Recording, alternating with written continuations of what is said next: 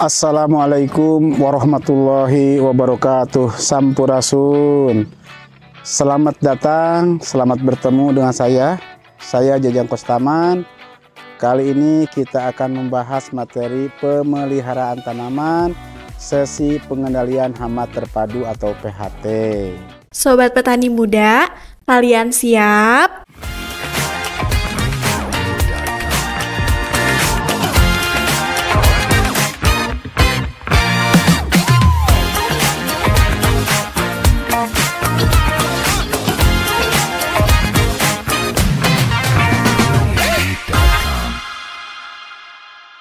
Setelah menyimak materi ini, teman-teman memahami teknik pengendalian hama terpadu pada tanaman padi meliputi pengertian hama, penyakit, musuh alami, teknik pengamatan, dan pengendalian OPT.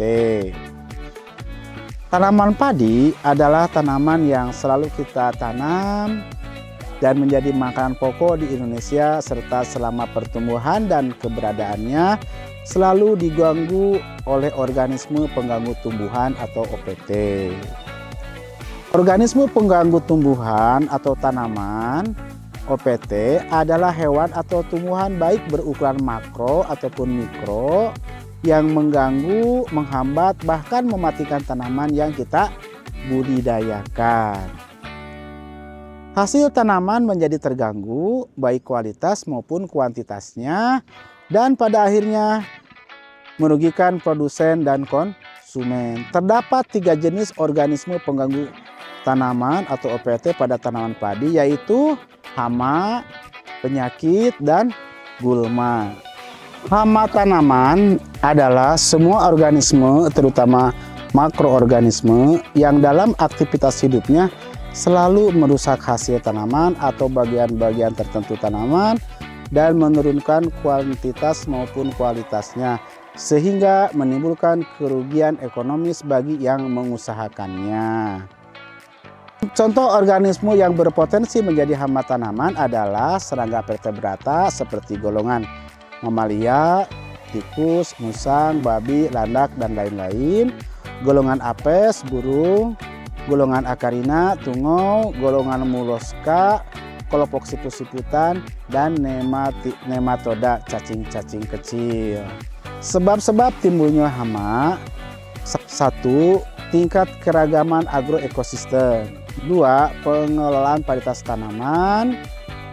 3. Keanekaragaman genetik. 4. Menanam satu varietas tanpa pola. 5. Musim tanam yang salah. 6. Fisiologi tanaman. 7. Hama masuk ke daerah baru. Penyakit tanaman adalah suatu rangkaian proses fisiologis yang merugikan, baik yang berakibat pada pertumbuhan yang abnormal atau penyimpangan-penyimpangan pertumbuhan tanaman atau bagian-bagian tertentu tanaman yang disebabkan oleh rangsangan yang terus-menerus pada tanaman oleh suatu penyebab biotik primer. Hal ini ditunjukkan oleh aktivitas sel sakit dan dinyatakan oleh keadaan morfologis dan histologis yang disebut gejala. Gulma adalah tumbuhan yang hidupnya berasosiasi dengan tanaman yang dibudidayakan dan memberikan persaingan yang negatif terhadap tanaman tersebut. Contoh gulma adalah gulma berdaun lebar, rumput, dan teki-tekian.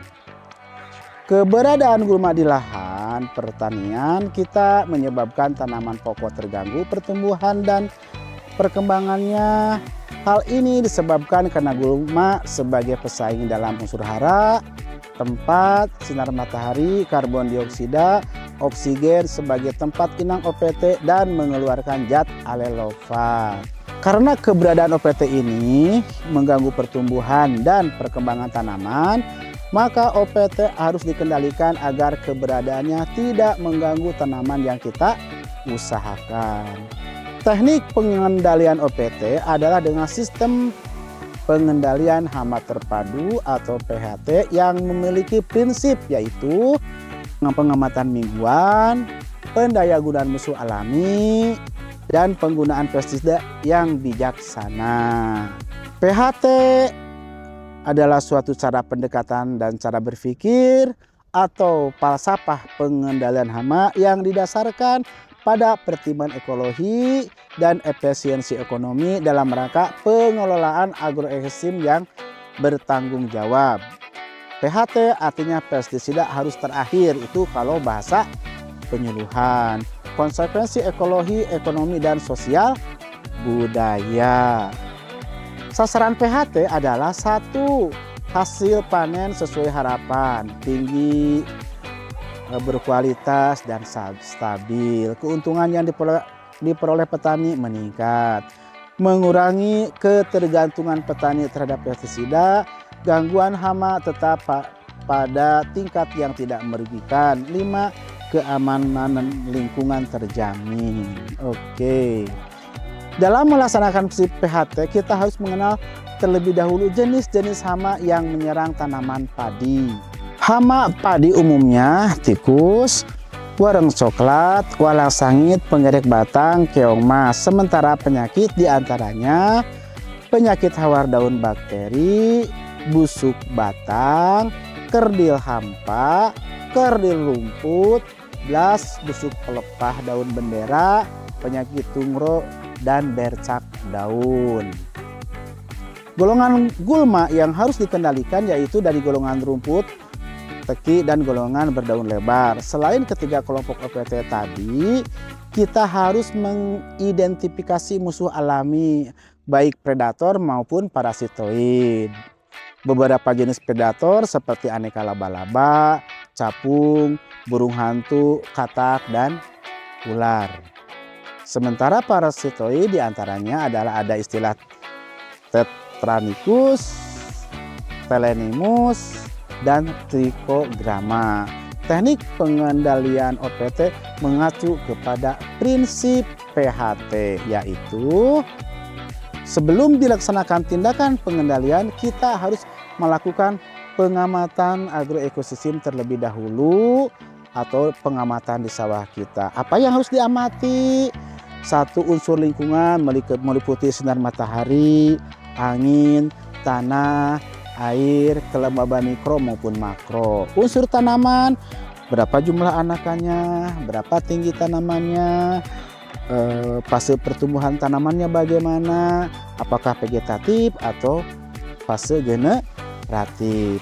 Setelah melaksanakan kegiatan pengamatan, kita analisis hasil pengamatan tersebut. Kita akan melaksanakan tindakan pengendalian. Jenis-jenis tindakan pengendalian adalah ada pengendalian secara fisik, ada pengendalian secara mekanik, ada pengendalian secara biologi, ada pengendalian oleh tanaman, ada oleh peraturan, dan terakhir perundangan dan pestisida kimia sintetis. Sekarang pengendalian OPT secara fisik. Apa maksudnya secara fisik?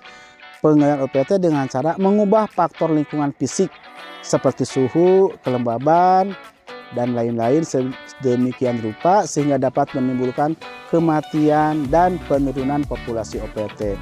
Pada tanaman padi bisa dengan mengurangi air, bisa dengan menyiang gulma. Apa sekarang pengendalian secara mekanik? Pengendalian secara mekanik bisa dengan cara menangkap, memukul, menghalaunya secara langsung agar OPT tersebut tidak menimbulkan kerugian ekonomi bagi tanaman yang kita budidayakan. Pengendalian OPT secara biologi adalah pengendalian organisme pengganggu tumbuhan OPT oleh musuh alam atau predator atau agensia pengendali hayati. Namun dapat juga disebut mengendalikan penyakit dan hama tanaman dengan secara biologis, yaitu dengan memanfaatkan musuh alami atau musuh alam. Nah, pengendalian juga bisa dilaksanakan dengan peraturan atau perundang-undangan, yaitu fungsinya karantina diperketat sehingga dapat meminimalisir masuknya OPT dari negara lain ke daerah ataupun negara kita. Dengan menerapkan pengendalian hama terpadu ini, kita dapat melindungi tanaman padi secara efektif, meningkatkan hasil panen, dan menjaga kelestarian lingkungan. Mari kita beralih ke metode pertanian yang lebih bijak dan berkelanjutan.